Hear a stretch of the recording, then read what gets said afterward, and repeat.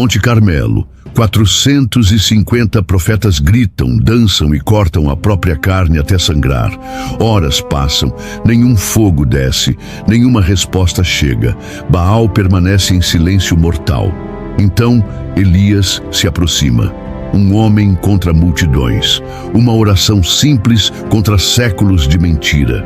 O fogo divino explode do céu e consome tudo: sacrifício, altar, água, até mesmo as pedras. 450 impostores caem de joelhos. O povo grita: "O Senhor é Deus, o Senhor é Deus." Mas como Israel chegou até esse ponto? Como o povo que viu o mar se abrir quase foi destruído por um Deus que nunca existiu? A resposta está nas sombras de Canaã, nas promessas sussurradas pelos cananeus, na sedução que entrou em Israel não com espadas, mas com liturgias falsas, altares profanos e rituais que prometiam colheitas abundantes. Baal não foi apenas um ídolo de pedra. Foi a maior operação de engano da história antiga. Um plano satânico para roubar o coração da nação escolhida de Deus. Você está prestes a descobrir quem realmente era esse impostor, como ele seduziu reis e sacerdotes. Por que Israel lutou tanto para resistir ao seu culto? E por que essa batalha espiritual continua até hoje, apenas com nomes diferentes? Esta é a história de uma guerra invisível que quase destruiu o plano de Deus para a humanidade. Josué está morto. As conquistas terminaram. As tribos se espalham por Canaã como água derramada no deserto, cada uma buscando seu território, suas colheitas, sua sobrevivência. Mas algo sinistro já estava esperando por eles. Os cananeus não fugiram, não foram todos exterminados como Deus havia ordenado. Permaneceram nas cidades, nos vales férteis, nos lugares onde a água brotava da terra, e trouxeram consigo mais que suas famílias e rebanhos. Trouxeram seus deuses. Baal estava entre eles. Israel havia vencido guerras, derrubado muralhas, conquistado fortalezas. Mas agora enfrentava um inimigo que não podia ser derrotado com espadas, um adversário que não atacava com exércitos, mas com promessas, não destruía cidades, mas seduzia corações. A terra de Canaã era diferente do Egito. No Egito, o Nilo inundava todos os anos na mesma época. Previsível, constante, mas Canaã dependia das chuvas do céu. E as chuvas eram incertas. Alguns anos abundantes, outros devastadores. A seca podia durar meses, as colheitas podiam falhar. Foi aí que os cananeus sussurraram a primeira mentira aos ouvidos israelitas. Javé pode ter tirado vocês do Egito, diziam enquanto trabalhavam lado a lado nos campos. Mas quem controla as chuvas aqui é Baal. Quem faz crescer o trigo, quem traz fertilidade aos rebanhos, quem garante que suas famílias não passem fome, é Baal. A sedução não aconteceu nos templos. Aconteceu nos mercados, nas colheitas compartilhadas, nos casamentos mistos, nas conversas casuais entre vizinhos. Algumas famílias israelitas começaram a participar dos festivais cananeus. É só uma festa da colheita, justificavam. Não tem nada demais. Outros começaram a adotar pequenos amuletos. É só uma proteção extra, diziam. Deus entende. Mas Baal não era apenas uma divindade agrícola. Ele vinha acompanhado de algo muito mais escuro. Os rituais noturnos começaram a aparecer nas colinas ao redor das cidades israelitas. Fogueiras que queimavam até o amanhecer. Cantos que ecoavam pelos vales. Danças que terminavam em orgias, sacrifícios que não eram de animais. O que os israelitas não perceberam é que Baal nunca veio sozinho. Ele trouxe Azerá, a deusa mãe, Moloque, o devorador de crianças, uma família inteira de demônios disfarçados de divindades. E o mais perigoso, Baal não pedia que abandonassem Javé. Ele simplesmente pedia que o incluíssem. Adoração a Javé nos sábados, adoração a Baal nas festas da colheita, sussurrava através de seus seguidores. por que não os dois? A primeira geração resistiu. Ainda lembravam do Sinai, do mar partido, do maná no deserto. Mas a segunda geração já havia nascido em Canaã. Para eles, as histórias do Êxodo eram memórias dos pais. A realidade era a incerteza das chuvas, a necessidade das colheitas, a pressão social dos vizinhos cananeus. Lentamente, altares de pedra começaram a aparecer nos lugares altos de Israel. Não para substituir o tabernáculo, mas para complementá-lo. Estátuas pequenas de Baal começaram a aparecer nas casas. É só para nos lembrar de agradecer pelas colheitas, explicavam. Juízes se levantaram. Samuel advertiu. Profetas gritaram, mas a semente já estava plantada. E ela crescia na escuridão, alimentada não pela força, mas pela dúvida. E se Deus nos esquecer? Sussurrava nos corações. E se as chuvas não vierem? E se as colheitas falharem? E se nossos filhos passarem fome? Baal oferecia respostas imediatas para medos antigos, rituais que pareciam garantir colheitas, festivais que celebravam a fertilidade, promessas de que, se seguissem seus rituais, nunca mais conheceriam fome ou seca. O que começou como tolerância se transformou em participação. O que começou como participação se transformou em dependência. E o que começou como dependência se transformaria na maior crise espiritual da história de Israel. A semente havia sido plantada, agora só restava esperar pela colheita. E Baal estava preparando uma colheita de almas, o Senhor das tempestades. A primeira estátua aparece em Samaria, numa madrugada sem lua. 2 metros de bronze polido, chifres curvos como crescentes invertidos. Músculos esculpidos com precisão mortal. Os olhos vazios fitam o horizonte como se pudessem convocar tempestades com o olhar.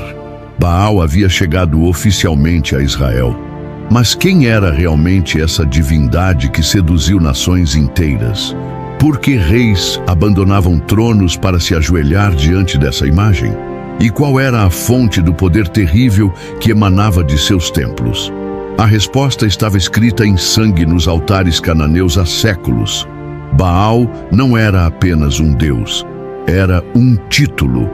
Senhor, mestre, possuidor. E aquele que carregava esse nome controlava as forças mais temidas e desejadas do mundo antigo. As tempestades obedeciam sua voz. As chuvas desciam quando ele ordenava. A terra florescia sob seu comando.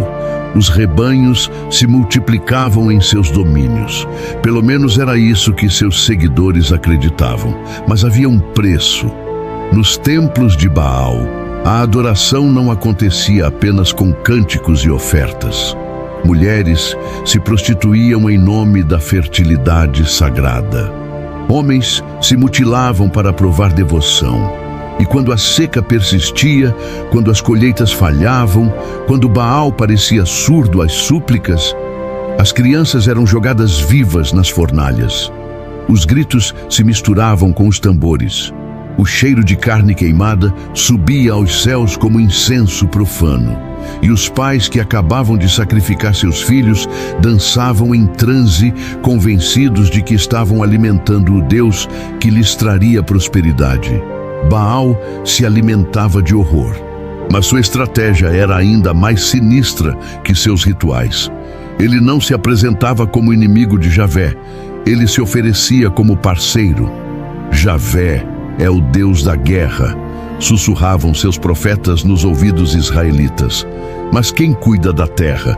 Quem traz as chuvas? Quem garante que seus filhos não passem fome? A mentira era envolvida em aparente lógica. Javé havia tirado Israel do Egito, era verdade. Havia partido o mar, havia dado vitórias militares. Mas agora que estavam em Canaã, precisavam aprender a trabalhar com os especialistas locais.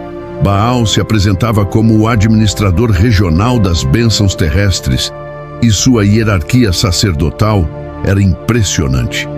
Não eram fanáticos desenfreados, mas homens instruídos, versados em agricultura, astronomia, medicina. Sabiam quando plantar, quando colher, quando esperar pelas chuvas. Conheciam os ciclos da natureza melhor que qualquer israelita.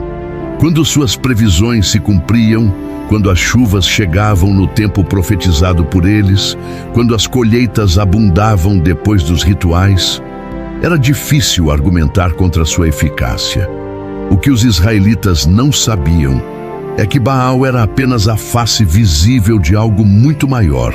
Por trás da imagem dourada, uma hierarquia demoníaca operava com precisão militar.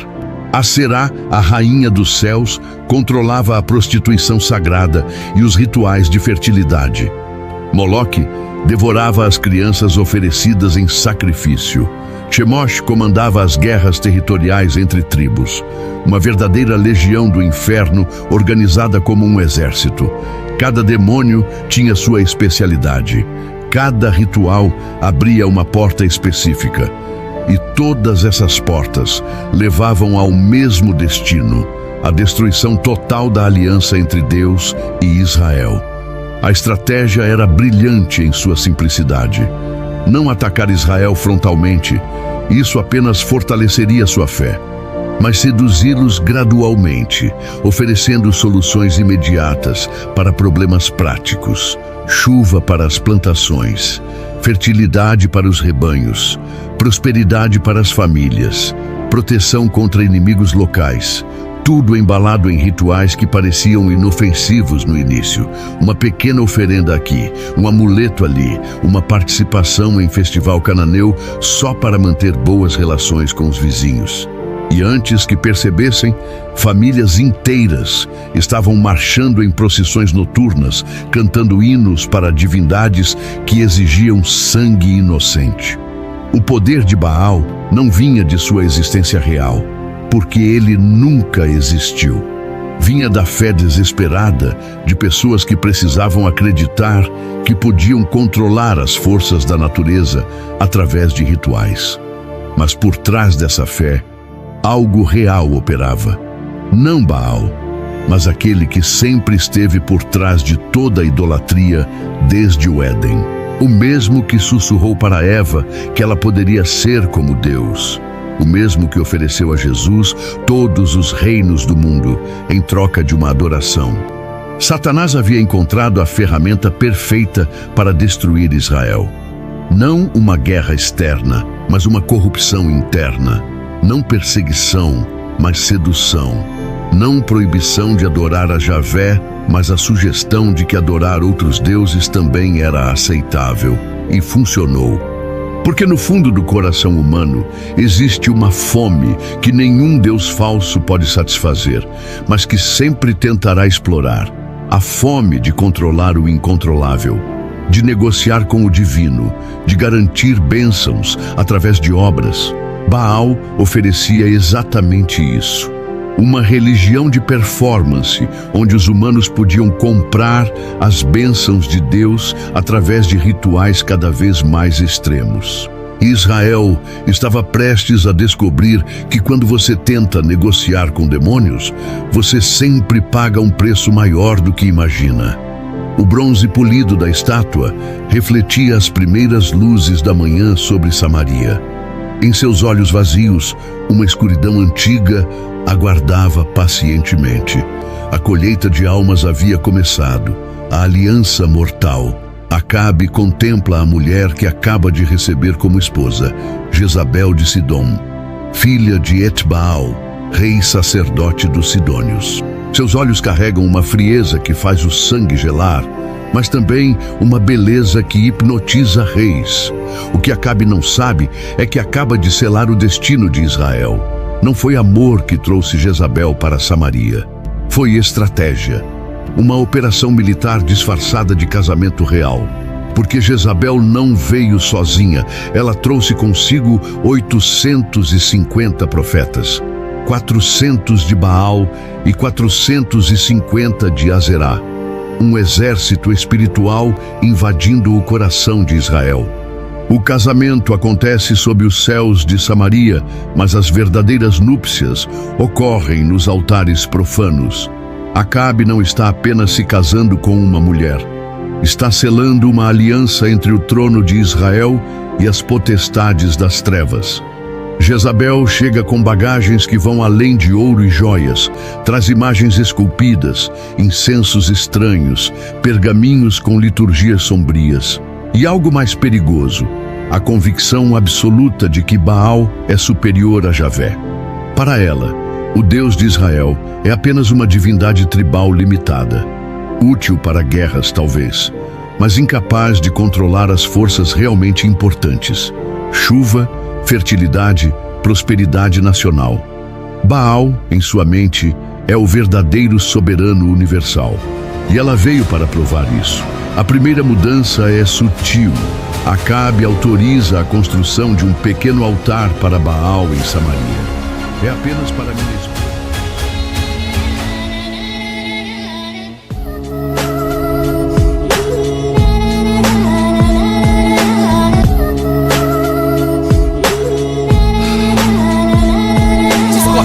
Gosto amargo de uma profissão de fé, coração que aperta e flerta com a vontade de gritar. Ouço vozes no deserto clamando uma viva lista, mas dessa vez eu sei que não é a de João Batista. Toma a pista, arrisca agora 21 nomes.